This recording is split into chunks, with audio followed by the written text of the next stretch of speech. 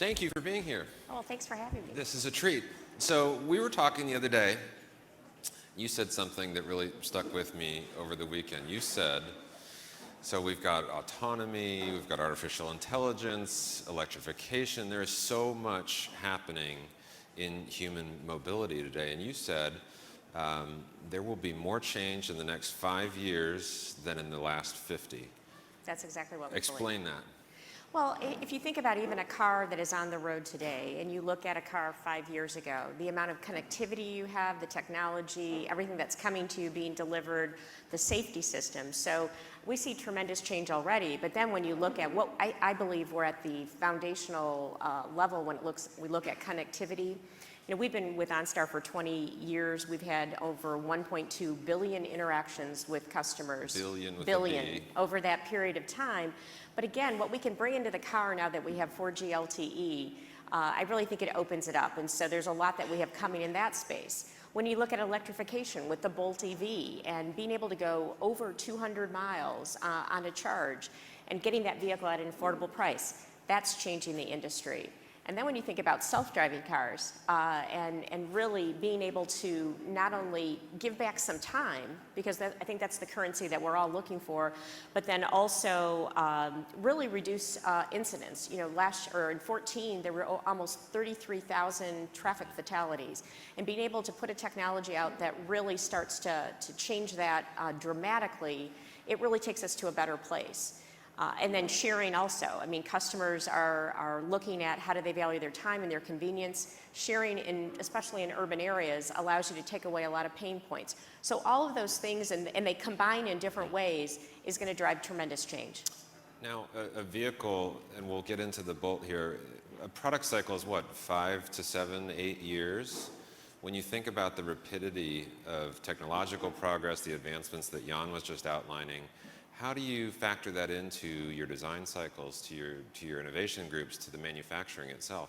Well, I think we've got and what we're doing is looking at it by different subsystems in the vehicle. For instance, if you design a really efficient architecture for the vehicle, think of it as the structure of the vehicle, mixed material structure that's very efficient. That's something that can last, and you can add technology, you can change dramatically the way the vehicle looks. So that's one way of looking at component by component of how you can look at the different cycles and the different validation cycles. But I would say the other thing that we're working on with the acquisition of Cruise Automation is taking that development cycle of let's get a minimum viable product and put it in the marketplace and then keep iterating and keep improving with this vehicle that goes through tremendous validation from a safety perspective and a performance perspective. How do you take that platform and allow that continuation of upgrade and continuing to improve the product? And that's what we're driving into our products. I think the Bolt EV represents a great example of that from a platform perspective. So you've got to marry those two together to take advantage of that fast cycle and the technology that we can't even imagine today, but we'll have to have in 5 years. Mm-hmm. So tell us more about the Bolt. How did this entire project come about? Walk us through the work that it takes to walk up to an achievement like this. Well, it was kind of fun because the team, we always have teams working on how far can we push the technology, and building on the experience that we had with the first generation Volt, and looking at how can we continue to improve. 2010 is when we launched the first Volt, and we have the second generation that came out late last year. So a few years ago, when we were talking about this concept of all EV and how far could we go, the team initially came and said, well, I can meet this timeline with this amount of miles, or I can get to that 200 mile, but it's going to be longer. And we said, great, let's do both. And they kind of looked at us in horror. But again, I'm an engineer by degree, so I feel like I can say this. I think engineers sometimes are they want to have it all figured out in their head before they commit to doing it. But the team has surpassed it, and they won't let me say yet, but it will be a nice margin over 200 miles that they've been able to achieve with the technology. But once we gave them that charge, they just took off. And again, one of the things that's so much fun about the Bolt EV is, yes, it's a 200 range electric vehicle that will be about around $30,000 after U.S. federal incentives. But it also, when it's a platform, it's a great vehicle that even if it wasn't electric, people would say this is a great vehicle from the functionality, from the connectivity. And it comes with all that and the electrification. So I'm extremely proud of the team.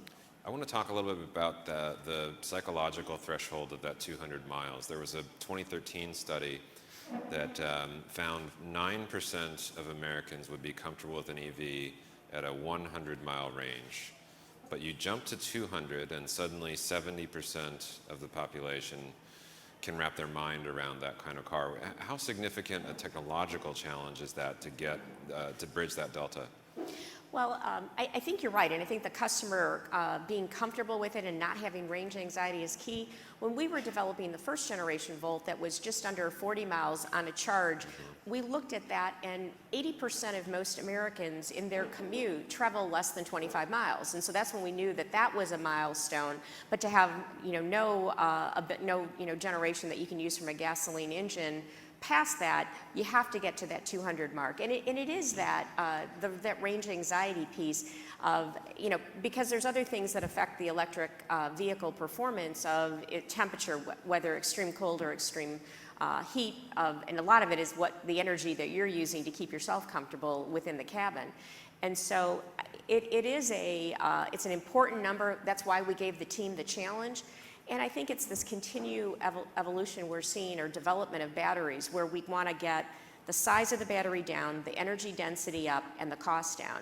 And that's the journey we're on, and why we're so excited about the Bolt EV as we put that into the marketplace and continue to take the learnings from the first generation Volt, second generation, the Spark EV, and now this. We're going to continue on that journey, which I think is starting to accelerate. What kind of changes have you had to make to GM as a culture to make this kind of work possible?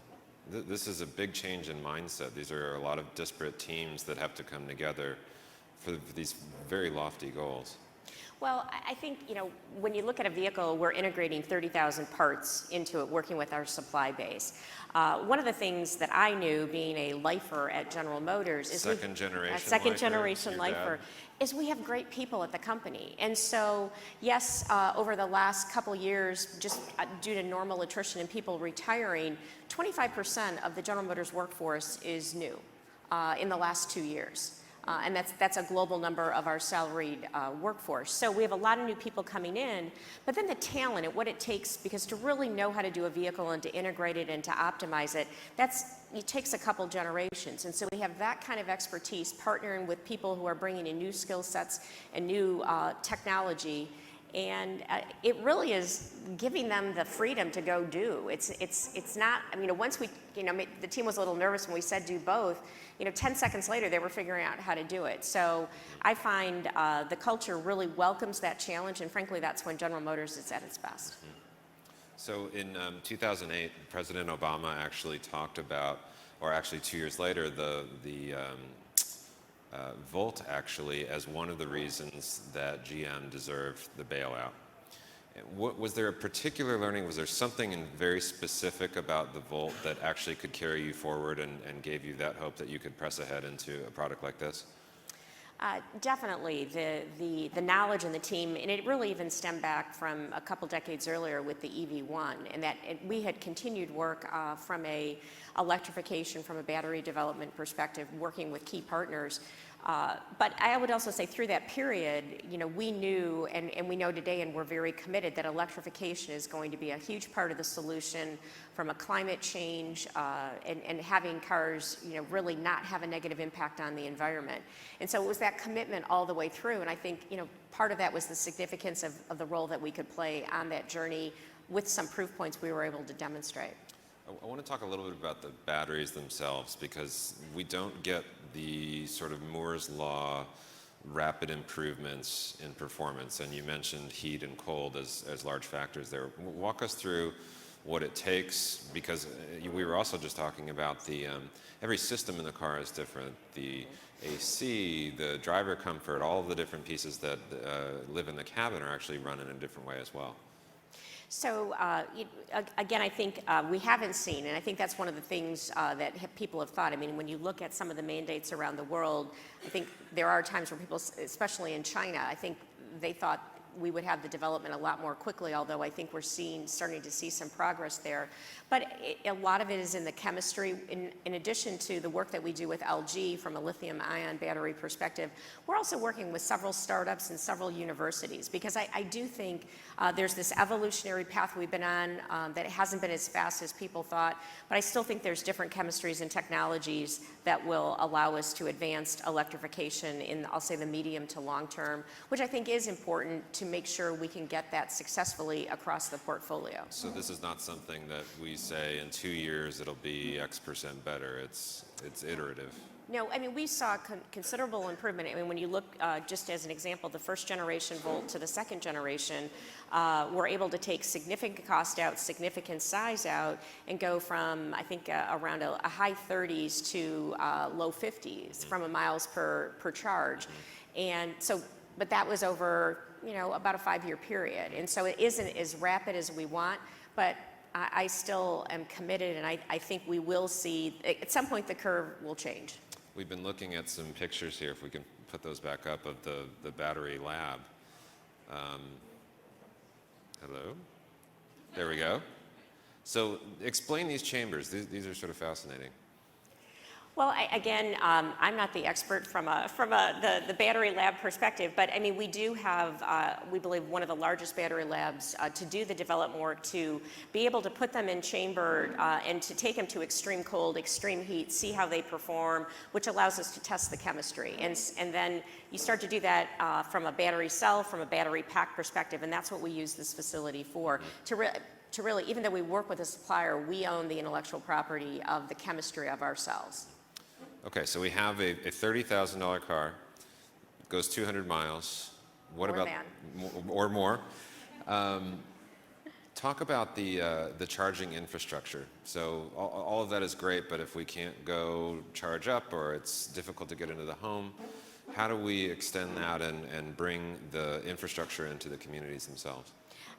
A lot of what we see in the data and the studies that we've done of consumer behaviors is it's going to be at home and at work. And so definitely, and there's initiatives to continue to encourage businesses and communities, cities to do that infrastructure. There's also joint projects that we've been involved in, some of the formation, talking about of how do we create across the country. We do participate and use the standard connection because we think that's very important. If every OEM uses a different standard, there's just, it's not the synergy or the efficiency that we need. So, I mean, charging is an issue, but again, when we look at the customers, and the people who will select the vehicle, the most important are sitting at home. That's the most important. And then if you have the opportunity to charge at work. And it won't work for everyone in today's world, but over time, we think that infrastructure will grow.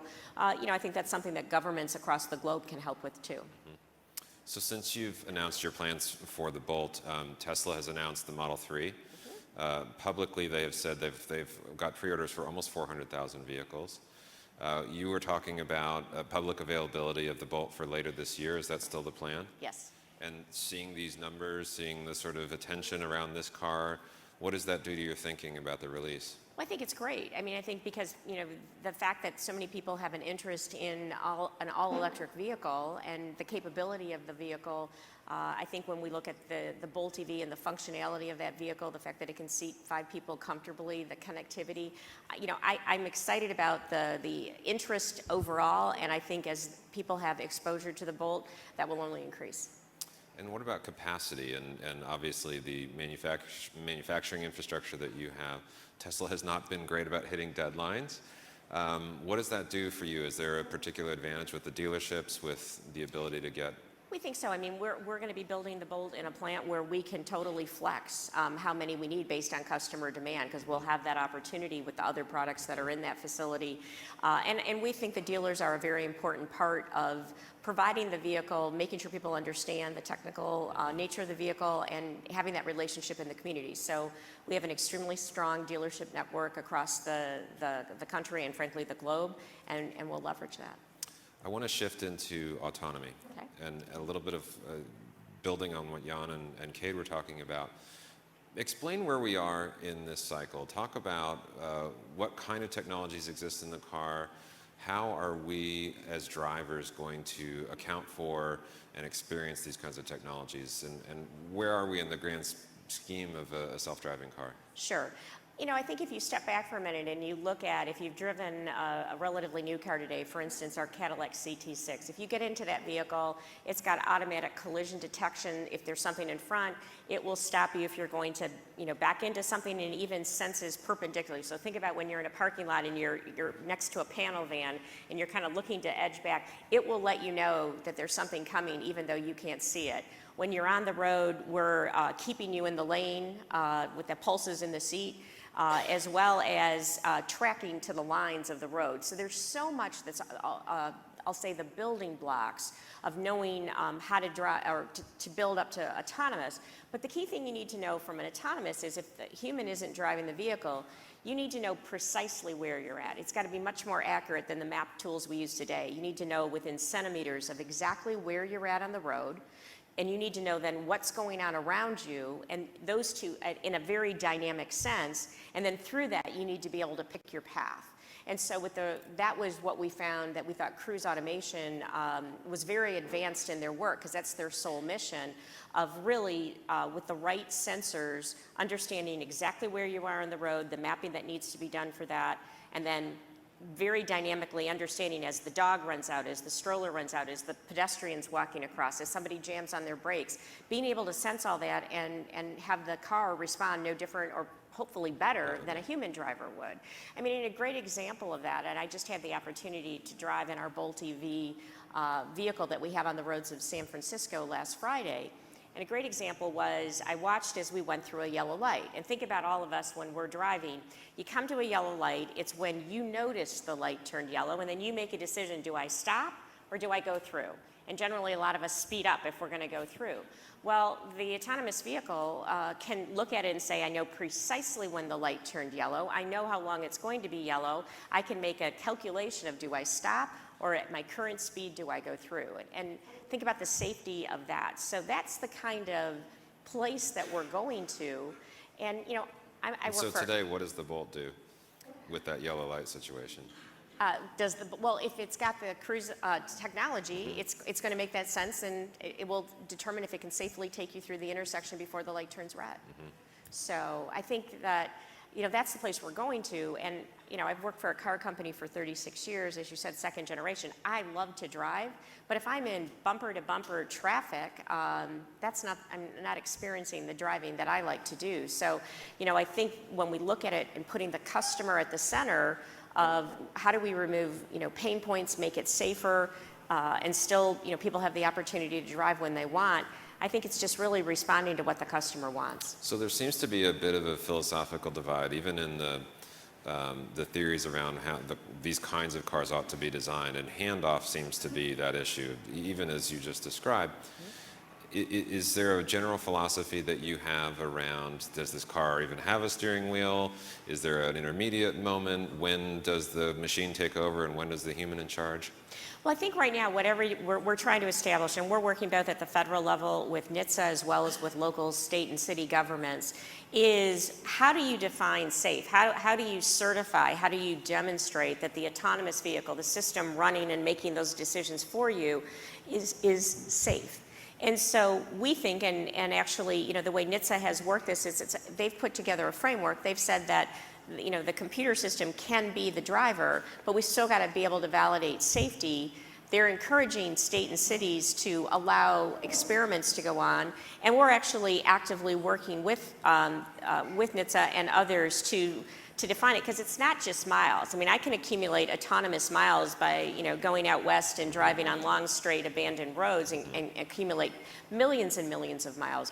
What it needs to be is how many incidents have you had, or occurrences where it was for lack of a better term, I'll call it a close call, or something happened unexpectedly. It's kind of when you talk about from a programming perspective, those corner cases, and how do you demonstrate through enough of those. And in downtown Chicago, New York, San Francisco, Beijing, that the vehicle is going to reliably work through all of those infinite number of situations. And so I think it's important as we work hard to validate and demonstrate safety quickly, you're going to have a driver in the vehicle with a steering wheel that, a safety driver, it's what's required in California right now, where that person can intercede if they need to. I think having the wheels and the pedal and having that ability of the safety driver will advance and accelerate our ability to validate the technology on real roads. So characterize the kinds of conversations that are happening at the federal and state level. Are we entering a world where we've got 50 different regulations on what kind of car can drive in what state and what city? I think everybody understands in the cost of technology that no one wins in that situation. I think right now that the place where there's kind of a framework that's coming at the federal level, and then cities having the ability to allow trials and pilots, I think will then, when we can define, okay, here's a rigorous way to assert that your vehicle, or to demonstrate that your vehicle can safely drive autonomously, I think then those standards will start to be more uniform. And I think that works quite well.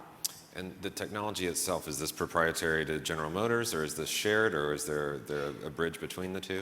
Well, the whole, to do an autonomous vehicle, there's many pieces of it, much of which is done internally at GM, and we've done for years, and which is why we made the acquisition of Cruise Automation. So, the way we'll integrate the system, the specific technology that we're using to pick that path safely on the journey is all owned in whole by General Motors. So, ride sharing. Yes. There was a public announcement around $500 million that GM is putting into Lyft. What does that mean for your company, for Lyft? How will we see that as consumers? Well, again, I think if you take it back to the customer and focus on, how do you add value for the customer and make their life better? Again, if you live in New York City and you own a car, not only is it an asset that's fairly expensive and you're using generally 5 to 6% of the time, you're also paying a lot of money to park it. When you get it out, again, you're not necessarily living or driving and experiencing the thrill of the road. From a driving perspective, you're in congestion, you get to point B. If there is a place to park, it's expensive. So the way we look at that, in certain dense urban environments, there's a lot of pain points there. How do we take those pain points away and make it better for the customer? Ride sharing in dense urban environments, I think, is an important way to really give the customer a way to get from point A to point B more efficiently with less hassle. We also think when you then put autonomous into those, you really change the whole dynamics, because right now in developed markets, the driver is roughly 60% of the cost in general of the ride. If you can replace that with an autonomous vehicle, you start to change the equation on ride sharing. And so, again, as we look at it, General Motors wants to be in the business of helping you get from point A to point B, whether it's the traditional owner-driver model, which we believe a lot of people will still continue to do, whether it's in a city, making that decision that if I can reliably count on a car showing up when I need it, picking me up, dropping me off, that's another mode. And so we're looking at the whole range of ways people can get from point A to point B and trying to make it focused on what's best for the customer. So it sounds like the goal here is a fleet of autonomous ride-sharing vehicles for Lyft. Well, I think in dense urban areas, I think that's going to make a lot of sense. I think it's a long way off before we walk into the dealership and buy our own autonomous vehicle for a whole host of reasons. But I think, again, being able to improve the experience, better utilization of an asset, I think it again provides more value. And what does that do to the business model for General Motors? There's 2 cars in every garage. Certainly doesn't seem viable. Well, again, when you look at where the equation and the economics makes the most sense and where you're relieving pain points, it's another thing if I'm in a suburban area and I walk 10 feet to my garage, get into my car, can go whenever I want, relative amount of traffic and parking's not a problem. There's many places across the globe, many places across the U.S. where that is the situation, and that's where that traditional owner-driver model is going to continue to make sense. When we look at this, though, General Motors' strength is in full-size trucks, SUVs, and middle America, so we see this as really an accretive opportunity for General Motors specifically, with where we derive the significant amount of our sales and profit. So for me, what does my relationship look like? Do I subscribe? How does this? Well, how I does think this that's a work? really interesting question, because I think as you go further, and again, if you put the customer at the center, if I drive a Cadillac Escalade, I want it for the weekend because I'm going to the Hamptons and I need for the size, or for me, it was always hauling my son's hockey equipment around. I need that vehicle, but I don't need it all the time. And, the ability to tailor and have an arrangement where for the normal drive, I may be using my ride-sharing option. On the weekend, this weekend I'm going to need a full-size SUV. Next weekend I want a Corvette. I think those are all models that we'll continue to explore and provide that choice, that value, that unique experience to the customer. So by some estimates today, there are 1.2 billion vehicles on the road today. By 2040, some 2 billion as middle classes come online in China and India. How do you look at that market? How do you look at the environmental impacts, the manufacturing impacts? What do our next 20 years sort of look like from your perspective? Well, I think that's one of the reasons when you start with the environmental impact, because we want to be responsible for not only our generation, but the generation after generation after generation from an environmental perspective. And I think that's why we're so committed to electrification. It's why we also invest in fuel cells. Those are technologies that neither completely from a cost perspective, from an infrastructure perspective, are affordable. But I believe we're making those investments because we believe that there will come a time that there will be. I think it'll be interesting because if you travel the globe in some of the cities you mentioned, the congestion is real, and so electrification solves a piece of it. Autonomous, I think, is also a solution because you also get much more efficient in actually relieving congestion when you have autonomous vehicles. And if you have all autonomous vehicles, you even start to change the whole structure of the vehicle because if you know it's not going to crash, you don't put the tremendous amount of resources and structure into a vehicle to protect the passenger in that case. So I do think, again, why we'll see so much change coming forward. But I think environment, congestion are driving us very appropriately to have different solutions. And in some developing markets, I think there still is a goal and a sense of pride and ownership and freedom. And, I've made it for many, many cultures of when I own my own vehicle. And so I still think that for a very, very long time, as we say, our core business will be the core for a very, very long time, especially when you look at the markets that don't even have access to vehicles today. But will it be slightly different and a different mix of sharing and personal ownership? I believe it will. Because it allows, I may not be able to own a whole car today, but maybe I own a share of it through sharing or different modes. And that's also why we have Maven, where we're doing car sharing proposals and learning as well. So a lot will change, and I think if you keep focused on putting the customer in the center, looking at how do you help them accomplish what they want and create that value, it will be the roadmap of how the transformation is going to occur. Just fascinating. I hope you'll come back and we can continue this conversation. I'd love to. Thanks, Thank Mary. you. Thanks, Thank Scott. you. Great. Thank you very much.